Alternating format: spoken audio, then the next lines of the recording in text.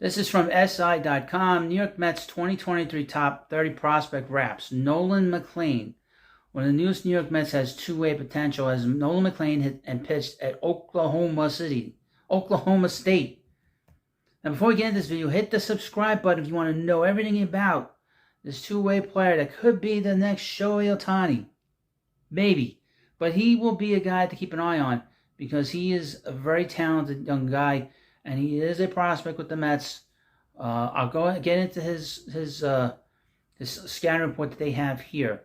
But keep in mind, he's looked more as a pitcher. His future might be as a closer. So that's what I've heard about him.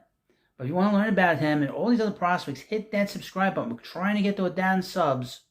This channel's partially monetized. I'm getting super thanks. I thank people that have given me stuff to sort of support this little channel, which this is a surprise to me. As much as it is to you, it's a surprise to me more than anybody.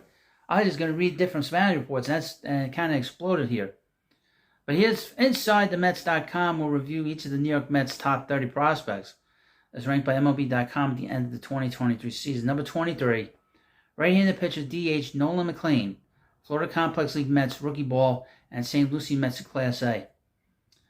His statistics for 23. In 8 games, he slashed .125 with 1 home run, 3 RBIs, 11 strikeouts, 7 walks, and 5 runs scored. Also stole a base. In his 2 games as a pitcher, all at St. Lucie, he has 0 record with a 2.70 ERA, 2 games, 1 start, 3 1/3 innings, 1 hit, 1 walk, 2 strikeouts, and 2 walks. Opponents hit 100. He had a whip of .90. With the Florida Complex League Mets, he slashed, I just said that. It doesn't matter. I'm not going to go through all that. I got to do all that. Season summary.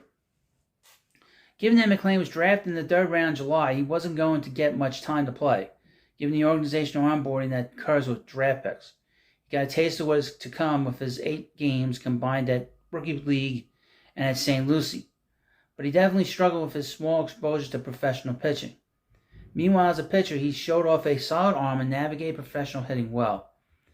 Road to the organization. The Mets selected him in the 3rd round out of Oklahoma State and paid him $747,000. But McLean turned down his 7-figure bonus when he was drafted in 2020. Went to OSU because he hoped to play quarterback for the Cowboys. He never played for football coach Mike Gundy, but with the Cowboys baseball team, he emerged as a pitcher and DH. He was also drafted in 22 by Baltimore in the 3rd round, but the O's declined to sign him due to the result of his post-draft MRI. MLB.com scouts like his chance to become a pitcher over DH, but this assumes the Mets can't want to commit to letting him pitch full-time. His fastball can hit 98 miles per hour. What's next for him? He's probably not the next Shohei Ohtani, Sugar Brothers. But the Mets allowed him to explore both options this season, will probably allow him to do so in 2024, at least until one wins out. MLB.com writes that McLean's path maybe as a pitcher, but McLean reportedly prefers to hit. He'll probably start at St. Lucie in 24 and be allowed to do both. He has a high-level fastball but needs consistent complementary pitches. He has raw power as a hitter but needs to cut down on strikeouts. He is a project. Well, when you have a guy that does 2 things, pitches and hits, he's going to be a project. That goes without saying.